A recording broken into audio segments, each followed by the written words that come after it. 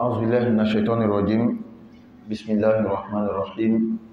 الحمد لله والصلاة والسلام على رسول الله محمد وعلى آله وأصحابه ومن والاه. باب حسن الخلق, la moralité et le bon caractère. قال الله تعالى وإنك لعلى خلق عظيم. وقال تعالى والكاظمين الغيظ والعافين عن الناس. Allah exalté dit dans le Coran, chapitre 68, verset 4, tu jouis certainement, ô Muhammad, d'une très grande moralité. Allah dit encore, chapitre 3, verset 134, ceux qui refoulent leur colère et qui pardonnent aux gens. Et Dieu aime les bienfaiteurs. Donc aujourd'hui, nous allons parler de la moralité et le bon caractère. Regardez comment Allah exalté fait l'éloge de son prophète Muhammad sallallahu alayhi wa sallam. Allah dit, tu jouis certainement au Muhammad d'une très grande moralité. Allah n'a pas dit au prophète, tu pries beaucoup, tu jeûnes beaucoup. Il dit, tu jouis d'une grande moralité. Ajouter à la prière, ajouter au jeûne, ajouter aux actes d'adoration que nous faisons, sans la moralité, ça ne peut pas marcher. Il faut faire accompagner tes adorations avec la bonne moralité. Ni bonda mi me kumana jugun mayaka. Ala ko ma Qur'ana kono ala kira ka alayhi salatu wassalam ako ile kira jati ebe jogo balekam. Kira i jogo ka bo. Batu kuma ma fo su kuma ma fo jogo le kuma fo. Ma ko le ko mi me fara batu kan ole jogo yi. Ni bateau be ka sɔrɔ jogo tɛ yan man ni jogo yɛrɛ fana be ni bateau tɛ yan man a fila bɛɛ le kan ka kɛ. Ala ko tuguni wal kadhimina al ghayza wal afina anin nas, mɔgɔ min b'o ka dimi kun o bɛ yafa mɔgɔw ma. Silamɛ min ye mɔgɔ ye min bɛ yafa mɔgɔ ma, o bɛ ko kɛ a bɛ digi a la a bɛ dimi kun. عن أنس رضي الله عنه قال كان رسول الله صلى الله عليه وسلم أحسن الناس خلقا متفق عليه. Selon Anas radiallahu anhu, le messager d'Allah sallallahu alayhi wa sallam jouissait dans la société de la plus haute moralité. Selon Anas radiallahu anhu, le messager d'Allah sallallahu alayhi wa sallam jouissait dans la société de la plus haute moralité. Voici un des compagnons du prophète sallallahu alayhi wa sallam qui nous décrit le prophète, qui nous fait son portrait. Qui il était? Il était comment? Anas dit, le prophète là, il jouissait d'une haute moralité. Ce n'est pas la prière seulement, ce n'est pas le jeûne seulement, mais la moralité, le comportement, comment tu te comportes avec les autres. Le prophète, il était le meilleur, il n'y avait pas quelqu'un devant lui. Ce n'est pas par hasard, Allah nous dit qu'il y a dans le messager d'Allah un bel exemple pour nous, pour celui qui croit bien sûr en Allah et au jour dernier. Donc, tâchons de suivre le prophète dans la moralité. Dans la parole, on est doux. On ne parle pas avec agressivité. On n'est pas agressif envers les gens. Sois toujours souriant. Ça te coûte combien de sourire avec les gens? La gentillesse a toujours un moyen de te revenir. Sois bon. Que tu sois musulman ou pas. Surtout le musulman, qui est le lieutenant d'Allah sur la terre. Les autres prennent exemple sur toi. Le bon musulman n'a même pas besoin de parler pour que les gens l'aiment et le suivent. Il n'a pas besoin de parler même. C'est comme ça le prophète, il était. Anas dit, parmi les hommes là, dans la société, tout ce que nous on connaissait là, il n'y a pas quelqu'un qui était devant le prophète dans la moralité. Que non, je suis ce que je te dis, mais ne suis pas ce que je fais. Mais ça, ce sont des balivernes. Ce que tu dis là, toi-même tu dois faire en premier lieu. Et puis nous on va te suivre. Comment tu veux qu'on suive ce que tu dis, mais ce que toi tu fais là c'est le contraire de ce que tu dis? Non. Le prophète dit c'est pas comme ça. Moi le prophète je vous dis d'être le meilleur, moi-même je suis bon aussi. Hadisa minana kabo Anas ma alaka jema ma. Ako ala kira alayhi salatu wasallam kela mo la son tenuma njogola. Mo temin tu cheka ka tan kira kan njogola. Amna ka bo Anas malaka jama ako kira tun kɛla mɔgɔw cɛma min tɛ cɛ ka ɲi jogo la ka tɛmɛ bɛɛ kan. Mɔgɔ si ma kira dan jogo la. kira ka bɛɛ dan jogo la parce que kira ale tun ma fɔ anw ɲɛna seli kelen sun kelen jaka kelen t'a ɲɛ a ye jogo fara kan kira min y'o fɔ an ɲɛna yala kira yɛrɛ bɛ to kɔ wa non kira bɛ kɛ ɲɛfɛ de kira jogo tun ka ɲi de silamɛ kan ka kɛ mɔgɔ ye a ma obligé ka kuma ka sɔrɔ mɔgɔw bɛ to ka bɔ a ye ni dɔrɔn mɔgɔw de bɛ na toi de la manière dont tu vas dans le quartier là tu es beau tu n'as pas problème avec quelqu'un tu fais jamais parler avec quelqu'un nous on sait que toi tu es une bonne personne silamɛ kan ka kɛ ten de silamɛ ma kan ka kɛ mɔgɔ ye mɔgɔw b'a fɔ non moi je peux jamais devenir musulman regarde toi regarde comment vous êtes méchant non silamɛ ma kan ka kɛ ten ala ka faamuya jama وعنه قال ما مسست ديباجا ولا حريرا ألين من كف رسول الله صلى الله عليه وسلم ولا شممت رائحة قط أطيب من رائحة رسول الله صلى الله عليه وسلم ولقد خدمت رسول الله صلى الله عليه وسلم 10 سنين فما قال لي قط أف ولا قال لشيء فعلته لما فعلت ولا لشيء لم أفعله ألا فعلت كذا متفق عليه. Anas radhiyallahu anhu rapporte encore, je n'ai jamais touché un brocart ni une étoffe de soie plus lisse que la paume de la main du messager d'Allah sallallahu alayhi wa sallam. Je n'ai jamais senti de parfum plus suave que celui du messager d'Allah sallallahu alayhi wa sallam. J'ai effectivement servi le messager d'Allah sallallahu alayhi wa sallam durant 10 ans. Jamais il ne m'a dit ouf en signe d'impatience et de réprobation. Jamais il ne m'a dit pour quelque chose que j'avais fait, pourquoi l'as-tu fait? Ni pour quelque chose que je n'en avais pas fait, que ne l'as-tu fait? Anas radhiyallahu anhu rapporte, je n'ai jamais touché un brocart ni une étoffe de soie plus lisse que la paume de la main du messager d'Allah sallallahu alayhi wa sallam. Je n'ai jamais senti de parfum plus suave que celui du messager d'Allah sallallahu alayhi wa sallam. J'ai effectivement servi le messager d'Allah sallallahu alayhi wa sallam durant 10 ans. Jamais il ne m'a dit ouf en signe d'impatience et de réprobation. Jamais il ne m'a dit pour quelque chose que j'ai fait, pourquoi tu l'as fait, ni pour quelque chose que je n'ai pas fait, pourquoi tu ne l'as pas fait. Voici notre modèle. Voici notre prophète, celui à qui nous devons, nous avons même l'obligation de le ressembler. Son serviteur, celui qui travaillait pour lui, il a travaillé avec le prophète 10 ans, Anas. C'était le serviteur du prophète sallallahu alayhi wa sallam. Il dit le prophète c'était l'homme le plus au top. À commencer par son corps. Quand tu touchais la main du prophète, c'était tellement lisse, je n'ai jamais touché une étoffe de soie ou bien un brocart qui est plus lisse que la main du prophète.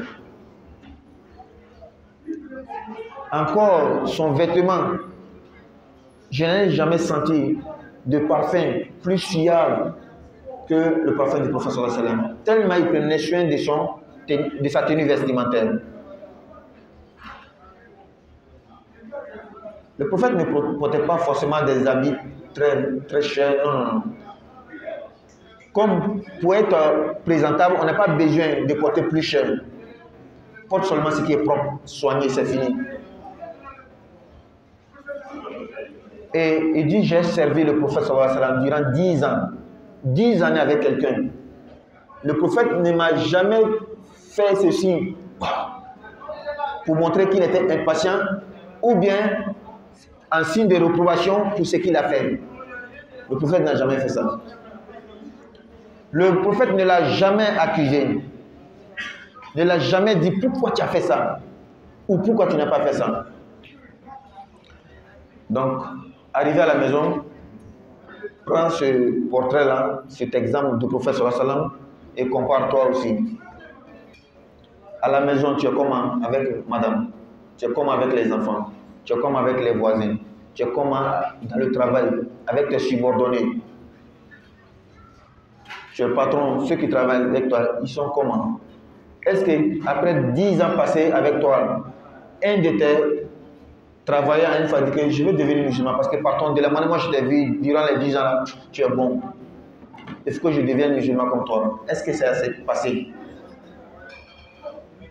Est-ce qu'au quartier, quelqu'un est une fois venu te voir, que mon frère, ça fait 10 ans que nous sommes dans le quartier, je t'ai remarqué, tu es tellement bon, je vais devenir musulman comme toi.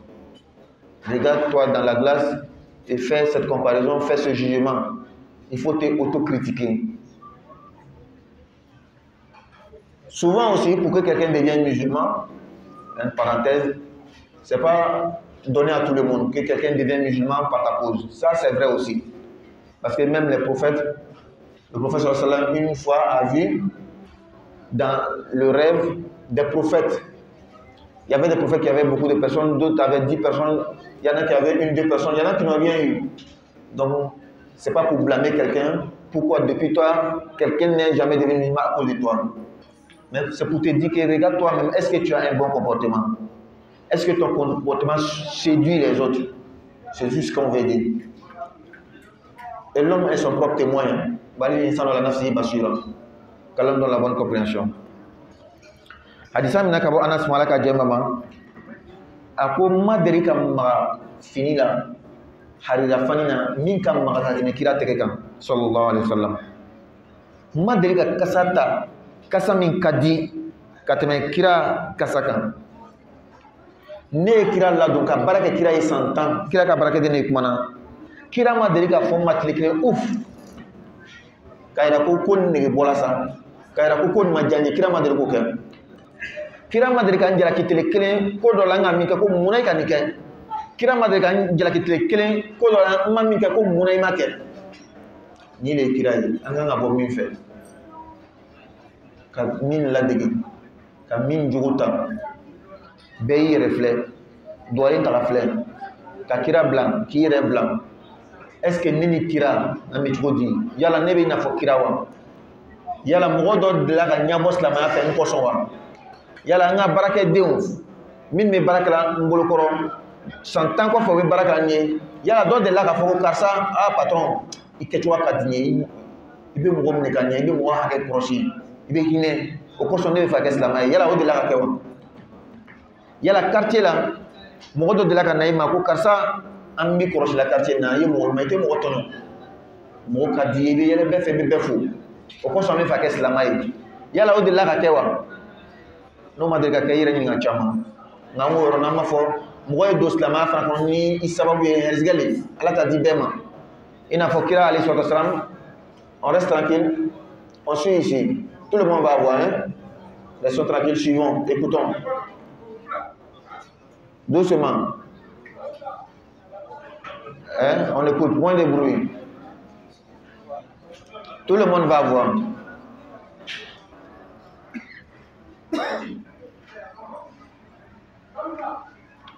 وعن صعب بن جثامة رضي الله عنه قال أهديت رسول الله صلى الله عليه وسلم حمارا وحشيا فرده علي فلما رأى ما في وجهه قال إنا لم نرده عليك إلا أن حرم متفق عليه.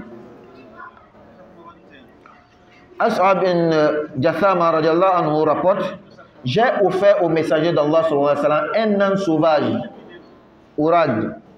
Il me le refusa. Il était alors sous la règle sacrée du pèlerinage où la chasse est interdite.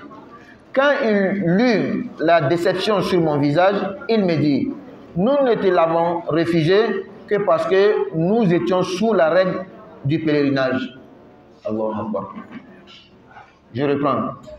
As'ab ibn Jathama radiallahu anhu rapporte: j'ai offert au messager d'Allah sallallahu alayhi wa sallam, c'est-à-dire un président par exemple, en tout cas un grand type, une personne de haut rang, tu lui fais un cadeau, il refuse.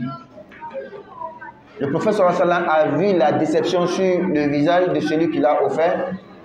Le prophète s'excuse même et il parle en douceur: mon frère, si tu as vu que j'ai refusé, c'est parce que j'étais dans un état, il m'est interdit de prendre le cadeau. J'étais en pèlerinage. L'âne sauvage que tu m'as offert là, c'est interdit de chasser étant en pèlerinage, dans la sacralisation. Il donne excuse. Pourquoi j'ai refusé? Pour que les gens se sentent à l'aise. Ça, c'est le prophète sallallahu alayhi wa sallam. qu'Allah nous donne le comportement du prophète sallallahu alayhi wa sallam, qu'Allah nous facilite d'imiter le prophète sallallahu alayhi wa sallam dans nos faits et gestes. Amna ka bo As-Sa'b bin Jatham mama alaka jamama ako nye kongo falido dikirama kanyama ka ke kado ave don kongo falbe don kirama son kamne to manam na kira ye aya ye nyadala ko andu soutiena nga fen dikirama ma son ko fe kira kama ko karsa kane du soutien sa ndi be harama fanne la ame hejila ni ma daganye ko so ma son kamne mais kira ban abe lonzora di monima société kono ko kasa ye nko fe mole ba wa fo e kasa ma ban la dansa sa mu banala parce que me hiji fani le la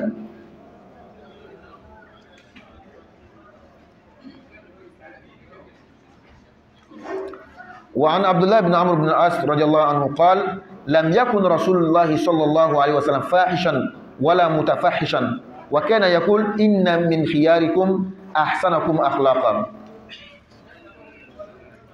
Selon Abdullah ibn Amr ibn As, le messager d'Allah n'a jamais été grossier et n'a jamais voulu le paraître. Il disait, parmi vos meilleurs sont ceux d'entre vous qui ont la plus haute moralité et le meilleur caractère. Non. Le prophète sallallahu alayhi wa sallam n'a jamais été grossier, parler de mauvaises paroles et insulter. Le prophète ne faisait jamais ça. Dans un autre hadith, le prophète n'élevait jamais le ton. La voix haute, non. Une personne qui se respecte n'élève pas le ton. Tu ne vas jamais entendre toujours celui qui crie. Quand tu vas à la banque là, ceux qui sont les caissiers, ceux qui te reçoivent à la banque, comment ils parlent? Souvent tu es obligé même de bien tendre l'oreille pour... C'est comme ça on les éduque. Ils sont formés comme ça. Ils ne parlent pas en haute voix.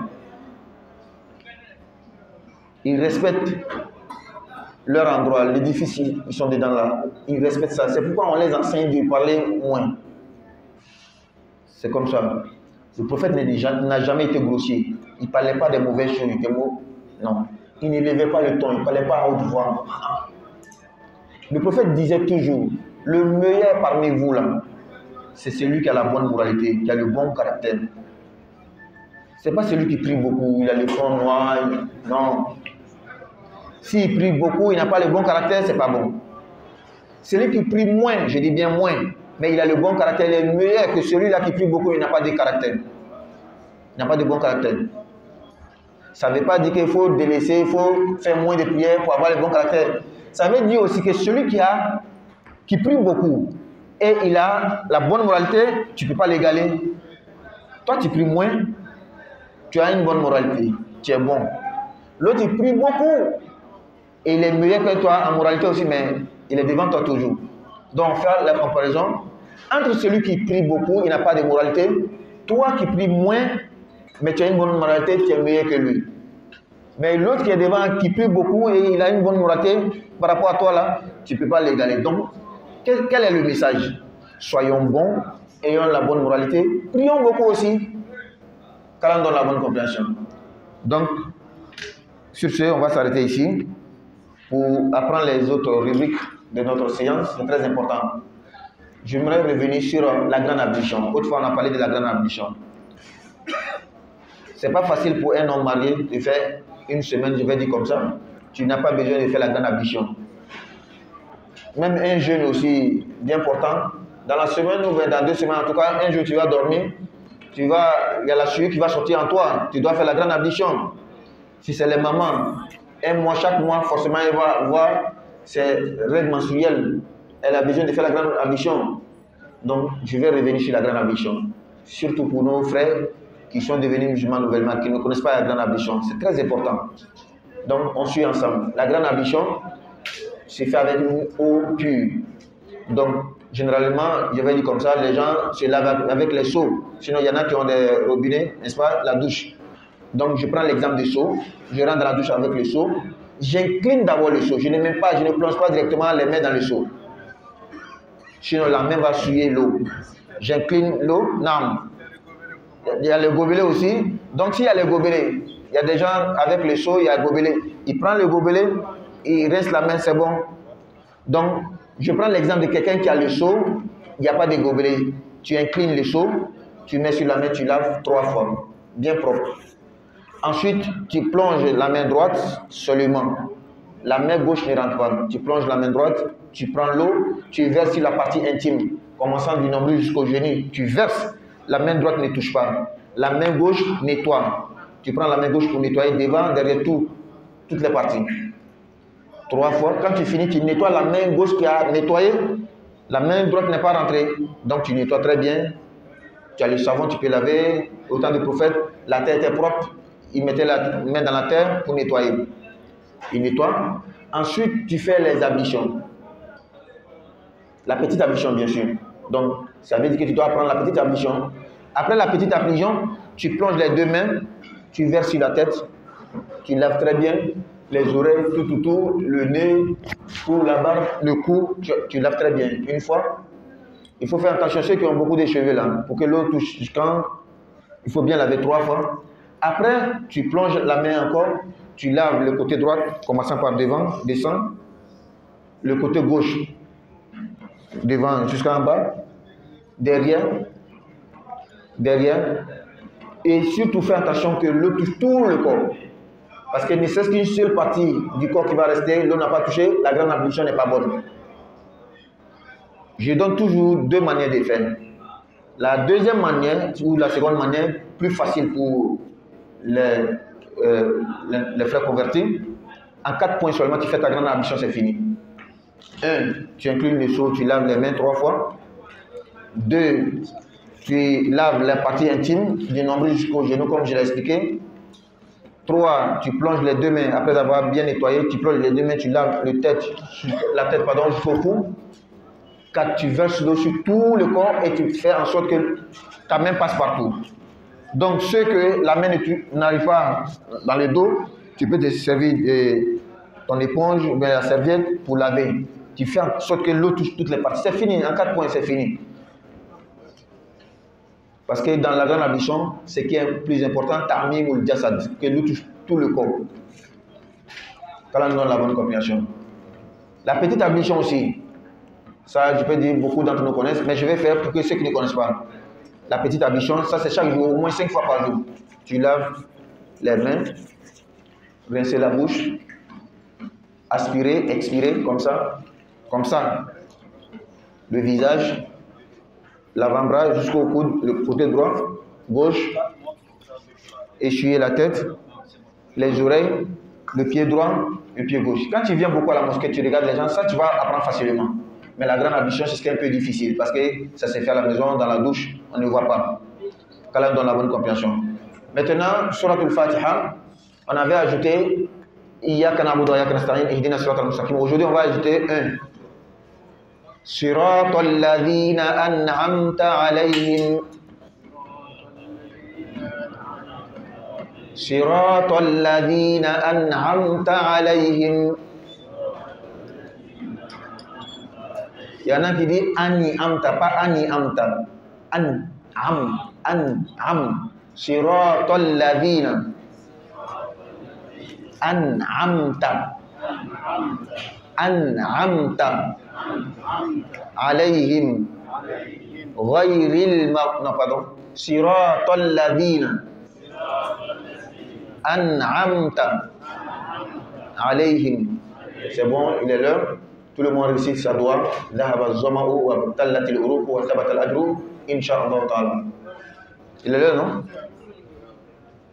14. Ouais, bismillah.